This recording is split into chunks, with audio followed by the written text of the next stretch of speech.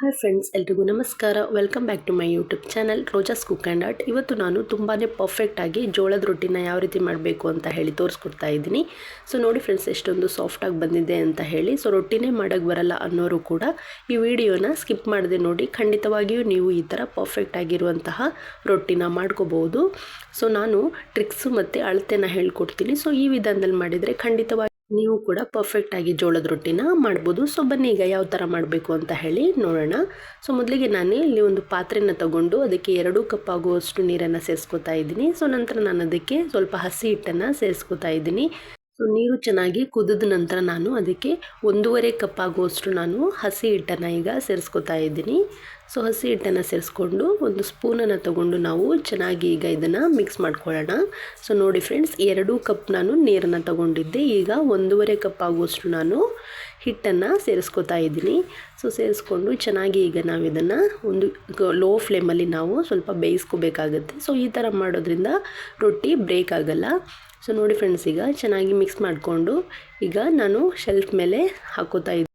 So ನೋಡಿ, ಈಗ ನಾನು ಅದನ್ನು ಶೆಲ್ಫ್ ಮೇಲೆ ಎಲ್ಲನೂ ತೆಗೆದ್ಬಿಟ್ಟು ಈಗ ತೋರಿಸ್ತಾ ಇದ್ದೀನಿ. ಈಗ ನಾನು ಅದಕ್ಕೆ ಮತ್ತೆ ನಾವು ಹಿಟ್ಟು ಇನ್ನೂ ಅರ್ಧ ಕಪ್ ಆಗುವಷ್ಟು ಹಾಗೆ ಸೈಡಲ್ಲಿ ಎತ್ತಿಟ್ಕೊಂಡಿದ್ವಲ್ಲ, ಸೊ ಅದನ್ನು ಕೂಡ ನಾನೀಗ ಸೇರಿಸ್ಕೊತಾ ಇದ್ದೀನಿ.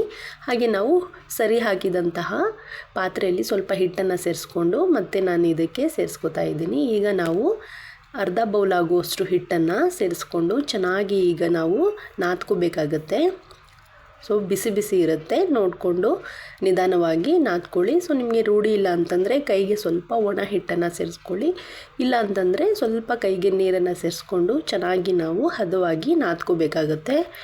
ಸೊ ನೋಡಿ, ನಾನು ನಾದ್ಕೋತಾ ಇದ್ದೀನಿ. ಸೊ ಎಷ್ಟು ಚೆನ್ನಾಗಿ ನಾವು ಹಿಟ್ಟನ್ನು ನಾದ್ಕೋತೀವಿ ಅಷ್ಟು ಪರ್ಫೆಕ್ಟಾಗಿ ನಮಗೆ ರೊಟ್ಟಿ ಬರುತ್ತೆ.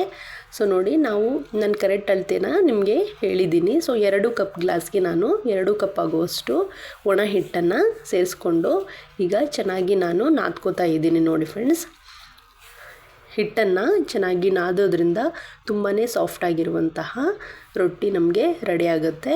ನೀವು ಕೂಡ ಖಂಡಿತವಾಗಿಯೂ ಈ ವಿಧಾನದಲ್ಲಿ ರೊಟ್ಟಿನ ಟ್ರೈ ಮಾಡಿ ಫ್ರೆಂಡ್ಸ್. ಸೊ ನೋಡಿ, ಈಗ ಕೊನೆಯದಾಗಿ ನಾನು ಕೈಗೆ ಸ್ವಲ್ಪ ನೀರನ್ನು ಸೇರಿಸ್ಕೊಂಡು ಮತ್ತೆ ಈಗ ಇದನ್ನು ನಾದ್ಕೋತಾ ಇದ್ದೀನಿ. ಸೊ ಹಿಟ್ಟು ಕೈಗೆ ಅಂಟ್ಕೋಬಾರ್ದಲ್ವ, ಸೊ ಹಾಗಾಗಿ ನಾನು ಮತ್ತೆ ಈಗ ಕೊನೆಯದಾಗಿ ಸ್ವಲ್ಪ ನೀರನ್ನು ಸೇರಿಸ್ಕೊಂಡು ಚೆನ್ನಾಗಿ ನಾನು ಹಿಟ್ಟನ್ನು ನಾದ್ಕೊಂಡಿದ್ದೀನಿ. ಸೊ ನೋಡಿ ಫ್ರೆಂಡ್ಸ್, ಈಗ ಎಷ್ಟು ಚೆನ್ನಾಗಿ ಬಂದಿದೆ ಅಂತ ಹೇಳಿ. ಸೊ ಈ ಥರ ಆದರೆ ಸಾಕಾಗುತ್ತೆ. ಸೊ ನಮಗೆ ರೊಟ್ಟಿನ ಮಾಡಲಿಕ್ಕೆ ಈಗ ಹಿಟ್ಟು ಹದವಾಗಿ ರೆಡಿಯಾಗಿದೆ. ಸೊ ನೋಡಿ, ಈ ಥರ ಬರಬೇಕು, ಎಷ್ಟು ಚೆನ್ನಾಗಿ ಬಂದಿದೆ ಅಂತ ಹೇಳಿ. ಸೊ ಬನ್ನಿ ಫ್ರೆಂಡ್ಸ್, ಈಗ ಯಾವ ರೀತಿ ರೊಟ್ಟಿನ ಮಾಡಬೇಕು ಅಂತ ಹೇಳಿ ನೋಡೋಣ. ಸೊ ನೋಡಿ, ಈಗ ನಾನು ಅದರಲ್ಲಿ ಸ್ವಲ್ಪ ಹಿಟ್ಟನ್ನು ಚೆನ್ನಾಗಿ ನಾನು ನಾದ್ಕೋತಾ ಇದ್ದೀನಿ. ಸೊ ನಾದ್ಕೊಂಡು ಅದನ್ನು ಉಂಡೆನ ಮಾಡ್ಕೊಳ್ಳೋಣ. ಸೊ ನೋಡಿ, ರೊಟ್ಟಿ ಯಾವ ಸೈಜಿಗೆ ಬೇಕು ಆ ಸೈಜಿಗೆ ನಾವು ಹಿಟ್ಟನ್ನು ತಗೋಬೇಕಾಗತ್ತೆ. ನೀವು ಫಸ್ಟ್ ಟೈಮ್ ಮಾಡ್ತೀರಾ ಅನ್ನೋದಿದ್ರೆ ಹಿಟ್ಟನ್ನು ಸ್ವಲ್ಪ ಕಡಿಮೆ ತೊಗೊಳ್ಳಿ, ಹಾಗೆ ಚಿಕ್ಕ ಚಿಕ್ಕದಾಗಿ ರೊಟ್ಟಿನ ಮಾಡ್ಕೊಳ್ಳಿ. ಆಮೇಲೆ ಬೇಕಿದ್ರೆ ನೀವು ದೊಡ್ಡ ರೊಟ್ಟಿಗಳನ್ನು ಮಾಡ್ಕೋಬೋದು. ಸೊ ನೋಡಿ, ಇಷ್ಟನ್ನು ತಗೊಂಡು ನಾನು ಚೆನ್ನಾಗಿ ಈಗ ಅದನ್ನು ರೌಂಡ್ ಮಾಡಿಕೊಂಡು ಸ್ವಲ್ಪ ಅದಕ್ಕೆ ಒಣ ಹಿಟ್ಟನ್ನು ಸೇರಿಸ್ಕೊಂಡು ಉಳ್ಳಿಯನ್ನು ಮಾಡ್ಕೋಬೇಕಾಗತ್ತೆ. ಸೊ ನೋಡಿ ಫ್ರೆಂಡ್ಸ್, ನಾನು ಈ ಥರ ಕೈಯಲ್ಲಿ ಪ್ರೆಸ್ ಮಾಡಿಕೊಂಡು ಉಳ್ಳಿನ ಮಾಡ್ಕೋತಾ ಇದ್ದೀನಿ. ನಿಮಗೆ ಯಾವ ಥರ ಉಳ್ಳಿ ಮಾಡ್ಲಿಕ್ಕೆ ಬರುತ್ತೆ ಸೊ ನೀವು ಆ ಥರ ಕೂಡ ಮಾಡ್ಕೋಬೋದು. ಸೊ ಈ ಥರ ಆದರೆ ಸಾಕಾಗುತ್ತೆ.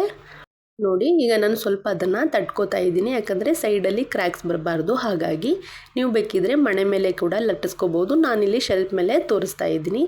ಸೊ ಈಗ ನಾವು ನಿಧಾನಕ್ಕೆ ಪ್ರೆಸ್ ಮಾಡಿಕೊಂಡು ಲಟ್ಟಿಸ್ಕೊಳ್ಳೋಣ. ಸೊ ನೋಡಿ, ನಿಧಾನವಾಗಿ ಹಿಟ್ಟನ್ನು ಸೇರಿಸ್ಕೋತಾ ಕಡಿಮೆ ಪ್ರೆಷರಲ್ಲಿ ನಾವು ರೊಟ್ಟಿನ ಲಟ್ಟಿಸ್ಕೋಬೇಕಾಗತ್ತೆ. ಸೊ ಒಮ್ಮೆಲೆ ನಾವು ಜಾಸ್ತಿ ಪ್ರೆಷರ್ನ ಹಾಕಿಬಿಟ್ರೆ ರೊಟ್ಟಿ ಬ್ರೇಕ್ ಆಗುವಂತಹ ಚಾನ್ಸಸ್ ಇರುತ್ತೆ. ಸೊ ಹಾಗಾಗಿ ನಿಧಾನವಾಗಿ ಸ್ವಲ್ಪ ಒಣ ಹಿಟ್ಟನ್ನು ಸೇರಿಸ್ಕೋತಾ ನಾವು ಚೆನ್ನಾಗಿ ಈಗ ಇದನ್ನು ಲಟ್ಟಿಸ್ಕೊಳ್ಳೋಣ.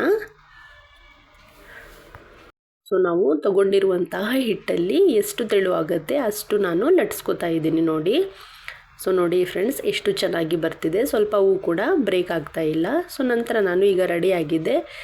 ನೋಡಿ, ಈಗ ಇದನ್ನು ಹೆಂಚನ್ನು ಆಲ್ರೆಡಿ ಕಾಯಕ್ಕಿಟ್ಟಿದ್ದೆ. ಸೊ ಅದ್ರ ಮೇಲೆ ರೊಟ್ಟಿನ ಹಾಕ್ಕೊಂಡು ಮೇಲೆ ಸ್ವಲ್ಪ ಒಂದು ಕಾಟನ್ ಬಟ್ಟೆನ ತೊಗೊಂಡು ನೀರನ್ನು ಸೇರಿಸ್ಕೋತಾ ಇದ್ದೀನಿ. ಸೈಡಲ್ಲಿ ಚೆನ್ನಾಗಿ ಬೆಂದ ನಂತರ ತಿರ್ಗಿಸ್ಕೊಂಡು ನಾವು ಈಗ ಇದನ್ನು ಬೇಯಿಸ್ಕೋಬೇಕಾಗತ್ತೆ. ಸೊ 2 ಸೈಡು ಮಗ್ಚಿ ನಾವು ಚೆನ್ನಾಗಿ ಕೈಯಲ್ಲಿ ಪ್ರೆಸ್ ಮಾಡ್ಕೋತಾ ಸೊ ರೊಟ್ಟಿನ ನಾವು ಚೆನ್ನಾಗಿ ಈ ಥರ ಸುಡ್ಕೋಬೇಕಾಗುತ್ತೆ.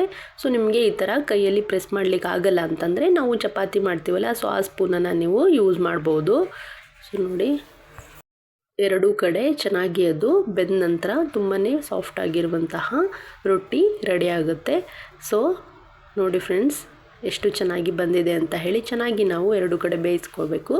ಸೊ ಮತ್ತು ನಾನು ಇನ್ನೊಂದು ರೊಟ್ಟಿನ ಯಾವ ರೀತಿ ಮಾಡಬೇಕು ಅಂತ ಹೇಳಿ ತೋರಿಸ್ಕೊಡ್ತಾ ಇದ್ದೀನಿ. So same procedure. ಮತ್ತು ನಾನು ಸ್ವಲ್ಪ ಹಿಟ್ಟನ್ನು ತೊಗೊಂಡು ಚೆನ್ನಾಗಿ ಅದನ್ನು ನಾದ್ಕೊಂಡು ಈಗ ಸ್ವಲ್ಪ ಹಿಟ್ಟನ್ನು ಸೇರಿಸ್ಕೊಂಡು ನಾನು ಉಳ್ಳಿಯನ್ನು ಮಾಡಿಕೊಂಡು ನಿಧಾನವಾಗಿ ಲಟ್ಟಿಸ್ಕೊತಾ ಇದ್ದೀನಿ. ಸೊ ನೋಡಿ ಈಗ ಚೆನ್ನಾಗಿ ಈ ವಿಧಾನದಲ್ಲಿ ನೀವು ರೊಟ್ಟಿನ ಮಾಡಿದರೆ ಖಂಡಿತವಾಗಿಯೂ ಒಂದಲ್ಲ 10 ರೊಟ್ಟಿನ ನೀವೇ ಮಾಡ್ತೀರಾ. ಸೊ ನಾನು 2 ಕಪ್ ಆಗುವಷ್ಟು ನೀರು ಹಾಗೆ 2 ಕಪ್ ಆಗುವಷ್ಟು ಹಿಟ್ಟನ್ನು ತಗೊಂಡಿದ್ದೀನಿ. ಹಾಗೆ ನಾವು ಮೊದಲಿಗೆ ಸ್ವಲ್ಪ ಸರಿ ಆಗಬೇಕಾದ್ರೆ ಹಿಟ್ಟನ್ನು ಸ್ವಲ್ಪ ಬೇಯಿಸ್ಕೋಬೇಕಾಗತ್ತೆ. ಸೊ ನೋಡಿ ಫ್ರೆಂಡ್ಸ್, ನಾನು ಇನ್ನೊಂದನ್ನು ಕೂಡ ಮಾಡಿಕೊಂಡು ಹೆಂಚನ್ನು ಕಾಯಲಿಕ್ಕೆ ಇಟ್ಟಿದ್ವಲ್ಲ, ಸೊ ಅದ್ರ ಮೇಲೆ ರೊಟ್ಟಿನ ಹಾಕ್ಕೊಂಡು ಈ ಥರ ಒಂದು ಕಾಟನ್ ಬಟ್ಟೆಯಿಂದ ನೀರನ್ನು ಸ್ವಲ್ಪನೇ ಸವರ್ಕೋಬೇಕಾಗತ್ತೆ. ಸೊ ಈಗ ಒಂದು ಸೈಡ್ ಚೆನ್ನಾಗಿ ಅದು ಬೆಂದ ನಂತರ ಮತ್ತೆ ಅದನ್ನು ಮಗ್ಚಿಬಿಟ್ಟು ಮತ್ತೆ ನಾವು ಬೇಯಿಸ್ಕೋಬೇಕು. ಸೊ ಚೆನ್ನಾಗಿ ಇದು ಬೇಯಬೇಕು. ಸೊ ಆರೋಗ್ಯಕರವಾಗಿರುವಂತಹ ಈ ಜೋಳದ ರೊಟ್ಟಿನ ನೀವು ನಿಮಗೆ ಬೇಕಾಗಿರುವಂತಹ ಪಲ್ಯಗಳ ಜೊತೆ ಹಾಗೆ ಸ್ವಲ್ಪ ತುಪ್ಪನ ಸೇರಿಸ್ಕೊಂಡು ತಿಂತಾಯಿದ್ರೆ ತುಂಬಾ ರುಚಿಯಾಗಿ ಬರುತ್ತೆ. ಸೊ ಹೆಲ್ದಿಯಾಗಿರುವಂತಹ ರೆಸಿಪಿ. ಹಾಗೆ ಖಂಡಿತವಾಗಿಯೂ ನೀವು ಒಂದ್ಸಲ ಈ ವಿಧಾನದಲ್ಲಿ ಟ್ರೈ ಮಾಡಿ ಫ್ರೆಂಡ್ಸ್. ಹಾಗೆ ಇನ್ನೂ ಯಾರು ನನ್ನ ಚಾನಲ್ಗೆ ಸಬ್ಸ್ಕ್ರೈಬ್ ಮಾಡ್ಕೊಂಡಿಲ್ಲ ಅಂದರೆ ಸಬ್ಸ್ಕ್ರೈಬ್ ಮಾಡ್ಕೊಂಡು ವಿಡಿಯೋನ ನೋಡಿ. ಎಲ್ರಿಗೂ ಧನ್ಯವಾದಗಳು. ಮತ್ತು ನಾನು ಮುಂದಿನ ವಿಡಿಯೋದಲ್ಲಿ ಸಿಗ್ತೀನಿ. ಎಲ್ರಿಗೂ ಥ್ಯಾಂಕ್ ಯು. ಬಾಯ್.